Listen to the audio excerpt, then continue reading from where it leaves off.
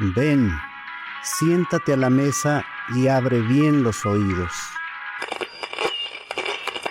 Estás por escuchar historias con sazón, tinta y mucho corazón. Esto es Sopita de Letras. ¡Comenzamos!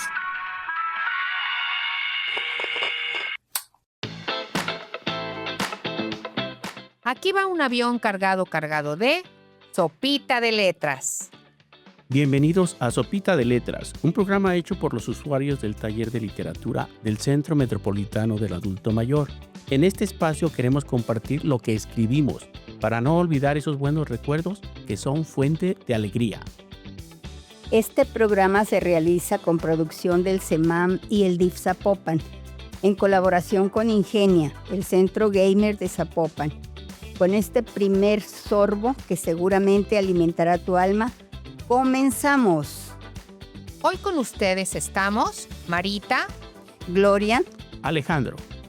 Esta vez escogimos un tema que les traerá risas, sonrisas y seguramente el recuerdo de muchos raspones, los juegos y juguetes de nuestra infancia. Uy, cuánto por contar. Nos faltará tiempo para platicar sobre este tema. pues ¿qué esperamos? ¿A qué jugaban ustedes cuando eran niños? Yo recuerdo que jugábamos al teléfono descompuesto. Hacíamos un círculo y el que empezaba decía alguna frase o algún suceso al lado derecho y luego se le decía en secreto. Luego el del lado derecho le comentaba al siguiente y ya le aumentaba o le quitaba según él inventaba. Y así era cada uno. Y al final del círculo era tan divertido escuchar porque no parecía nada de lo que había empezado. Yo recuerdo de niña que salía a jugar a la calle, iba gritando y tocando puertas. ¿Vas a salir a jugar? Y no faltaba la mamá que decía, no, porque no ha terminado la tarea. En fin, era 3 jugadores los que necesitábamos porque jugábamos resorte. Un resorte más o menos de 3 o 4 metros. Lo que se necesitaba eran 3 jugadores. 2 personas a los lados y el resorte entre las piernas abiertas para empezar a brincar del centro hacia afuera. Y el que perdiera, pues seguía la reta, como decíamos, porque el nivel era subir el resorte del tobillo a la media pierna, a la rodilla. ¡Qué manera de brincar! Parecíamos chapulines. Bendita infancia. Yo recuerdo que cuando volvía de la escuela, mi madre decía que había que cambiarnos la ropa para jugar y ya nos pusimos nuestro short y salía con los vecinos. Uno se llamaba La Rana y otro el Tlacuache y nos gritábamos y salíamos para jugar. Y hacíamos de las tapas de los refrescos, los aplanábamos y hacíamos 2 hoyos y le poníamos una cuerda. Eso eran zumbadores. Y el plan era al compañero romperle su cuerda. Era muy divertido. ¿Cómo nos divertíamos? Tiempos aquellos de infancia. Cuánta nostalgia por aquella época de nuestra infancia. Cómo gozábamos las calles y sin darnos cuenta, esos juegos ayudaban a desarrollarnos. Tienes razón. Algo muy importante. Socializábamos de manera sencilla porque teníamos muchos amigos, resolvíamos problemas, usábamos la imaginación y la creatividad. También hacíamos ejercicio, lo que nos mantenía físicamente sanos. Y liberábamos las emociones. ¿Cuál estrés? Después de gritar con todas las ganas y por cualquier cosa o de reír a carcajadas. Ay, sí, qué divertido era. Seguramente quienes nos oyen recordaron anécdotas de su niñez, como nosotros. Y como nuestros compañeros del taller de literatura, quienes hoy nos comparten la lectura de sus textos y seguramente tendrán cosas interesantes por contar acerca de su experiencia con el juego. ¿Vamos a escucharlos?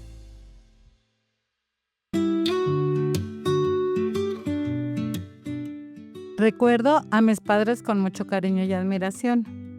En mi infancia, a pesar de sus tareas diarias, siempre se daban tiempo para convivir con nosotros y jugar. Más adelante, también lo hacían con los nietos. Los juegos que les gustaba compartir eran hilitos de oro, los listones, el fajo escondido, pares y nones, brincar la cuerda, la pelota y otros más. También recuerdo uno que se llama La Rueda de San Miguel. que consiste en formar un círculo tomados de la mano, se empieza a girar cantando la canción. El jugador que dirige el juego nombra al participante que se voltea para dar la espalda al círculo. Se repite el proceso hasta que todos estén de espaldas.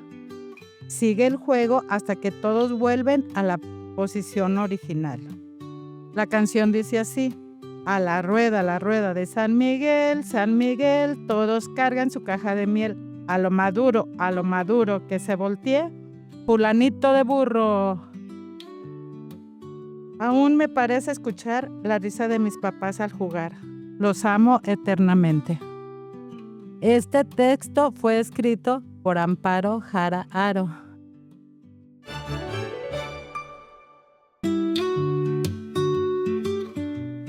Mi niñez, qué épocas aquellas. A la edad de 10 o 12 años, en las tardes después de hacer los quehaceres escolares, nos reuníamos en el fondo de la calle, la palomilla de la cuadra, y en equipos cada uno de 4 integrantes nos emocionaba jugar a el juego del Changay. Es un juego tradicional en el que se utilizan 2 palos de madera en un hoyo en el suelo. Los palos deben ser de medidas distintas, uno de entre 30 y 40 centímetros y el otro más pequeño, aproximadamente de 10 a 15 centímetros. Se forman 2 equipos sin importar el número de participantes. Un equipo es el que realiza los tiros y el otro es el que los agarra en el aire. El objetivo de este juego es obtener los más puntos posibles y se pierde de 2 formas. La primera es cuando se realiza el tiro y se captura este en el aire. La segunda es si el palo pequeño cae al suelo, es tratar de pegarle con este al palo más grande que está tendido en forma horizontal en el hoyo. En caso de que no suceda ninguna de las 2, se sigue hasta que se pierde y el equipo cambia de lugar. Para contabilizar los puntos, se cuenta desde el hoyo en donde está el palo más grande hasta donde se encuentra el palo pequeño ya lanzado. Es decir, mientras más cerca se lanza el palo pequeño al hoyo, menos son los puntos que se hacen. Los tiros que se realiza por cada participante son la cucharita, el batazo y la palomita. Al terminar este juego, nos despedíamos hasta el día siguiente para volver a formar una reta y seguir divirtiéndonos sanamente otra vez. En la actualidad sería muy interesante que todos nuestros niños conocieran y practicaran estos juegos tradicionales que nosotros jugamos alguna vez, algunos tiempos lejanos. ¿Y tú, conoces alguno más? Este texto fue escrito por Luis Enrique Gómez Valle.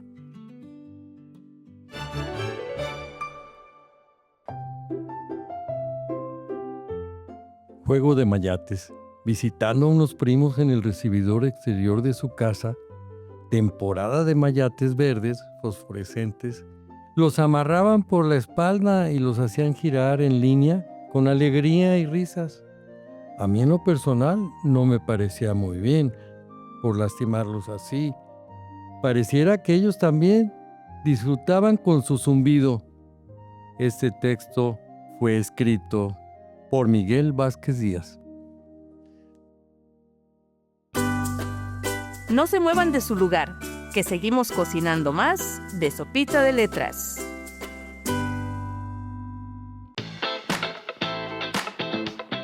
Ya estamos de vuelta con el tema de hoy, los juegos y juguetes de nuestra infancia, escuchando las anécdotas que acabamos de compartir y los escritos de nuestros compañeros. La verdad, no parece tan lejana nuestra niñez. En eso estaba pensando. Recordar aquellos tiempos para mí fue volver a vivirlos.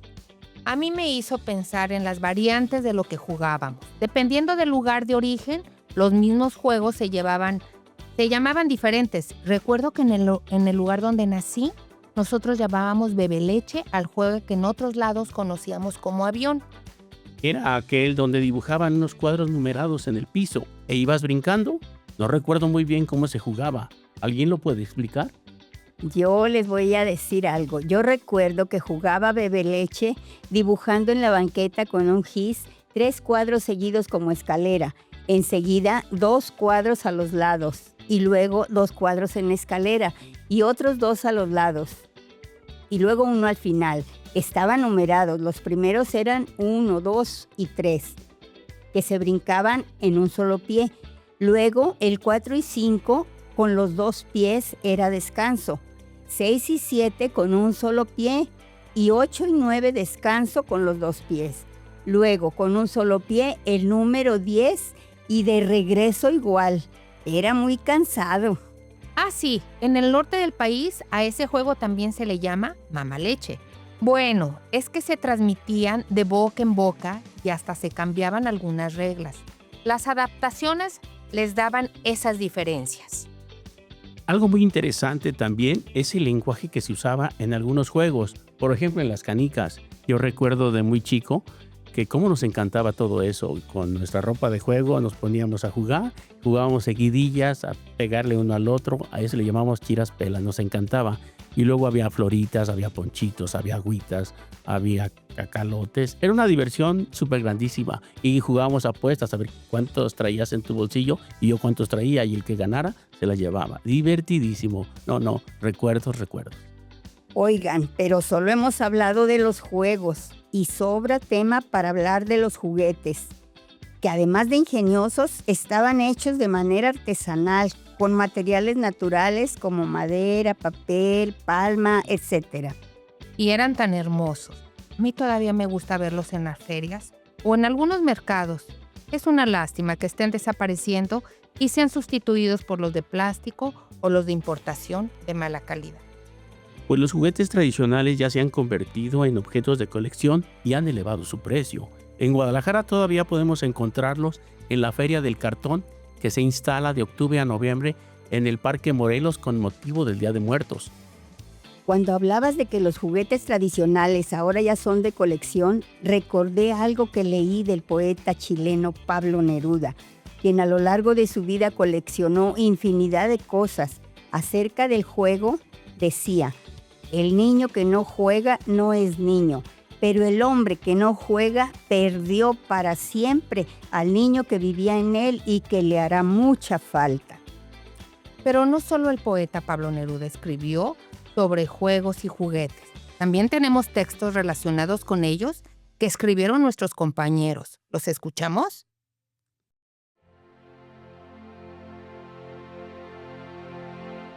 Muñecas recortables de papel. Me encantaba jugar con las muñecas recortables.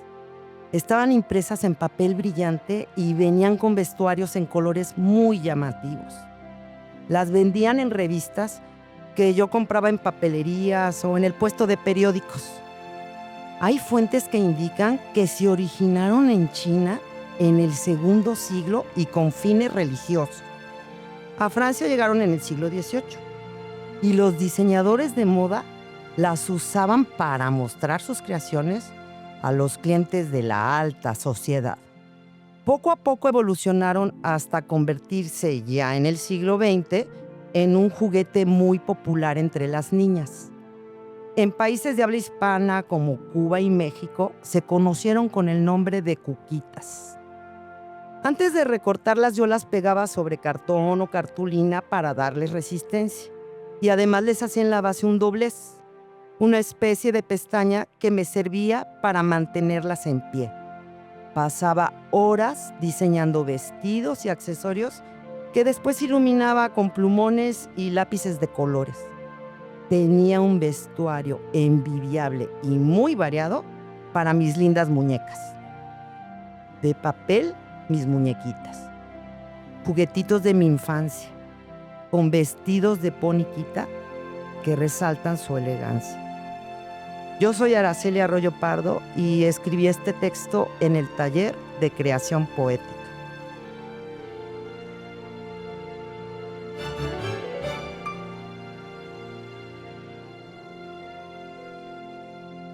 Papalote.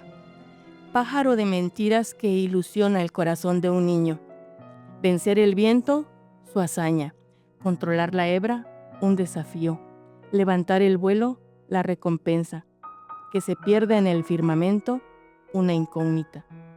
Cuando era pequeña, hacíamos nuestros papalotes utilizando lo que estaba a nuestro alcance. Para la estructura, la caña de maíz, que es muy ligera, era perfecta.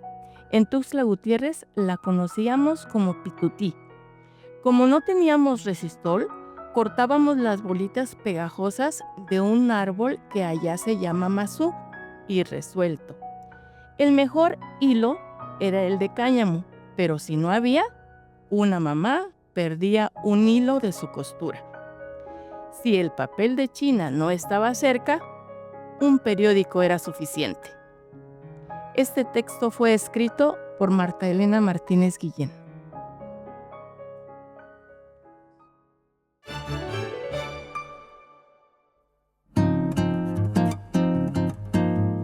Cuando yo era niño, me gustaba salir a la calle allí en el pueblo en puros calzoncillos. No me daba vergüenza de nada y me gustaba jugar los carritos. Hacía mis carreteras y jugaba y sacaba mis carritos y me ponía a jugar. Me sentía libre, sentía libertad. Esa experiencia la repetí con mi nieto. En los parques, en el parque donde vivíamos, ahí le hacía yo sus carreteras. Nos poníamos a jugar a los carritos ante la mirada fulminante de mi hija, que no le gustaba que jugara el niño en la tierra. Este fue un texto de Enrique Camarena.